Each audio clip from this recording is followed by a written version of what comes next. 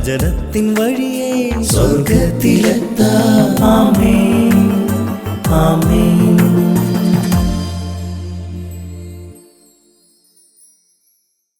യേശുവിന്റെ ഏറ്റവും പ്രിയപ്പെട്ട കുഞ്ഞ് 2 കൊരിന്തോസ് 11:14 അത്ഭുതപ്പെടേണ്ട, പിശാച് പോലും പ്രഭാപൂർണനായ ദൈവദൂതനായി വേഷം കെട്ടാറുണ്ടല്ലോ.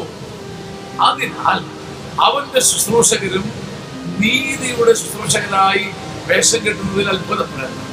എന്റെ സഹോദര, ഇതിനകത്ത് എനിക്കൊരു സന്ദേശം നിയോഗിച്ചു. നീ മനുഷ്യനെ കളിപ്പിച്ച് തന്ത്രം ഉപയോഗിച്ച് പ്രഭാപൂർണനായി അഭിനയിക്കുമ്പോൾ നീ വിചാരിക്കും നീ ജയിക്കുന്നു. ഫലത്തിൽ എന്ത് സംഭവിക്കുന്നു? നിന്റെ കൂടെ നിന്റെ ശുശ്രൂഷകരായി വരുന്നവരും അവർ നിന്നെയും കളിപ്പിക്കും.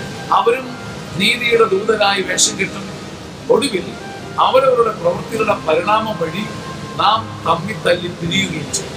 നമുക്ക് ചെയ്യാവുന്ന ഏറ്റവും വലിയ നന്മ ഏച്ചുകെട്ടലുകളെ അഴിച്ചു വെച്ച് കച്ചിയിൽ കിടക്കുന്ന കച്ചയില്ലാത്ത കുഞ്ഞിനെ പോലെ സകല വേഷഭൂഷാദികളും അഴിച്ചു വെച്ച് മനുഷ്യരോട് നേർമയായി ഡീൽ ചെയ്യാൻ ശ്രമിച്ചാൽ കർത്താവ് നീ കൊതിച്ച, നീ അഭിനയിച്ചുണ്ടാക്കിയ പ്രകാശം ആത്മാവിലിട്ട് തരും. അത് നിനക്ക് വിജയത്തിന് കാരണമാകും. ആമേൻ, ആമേൻ, ആമേൻ.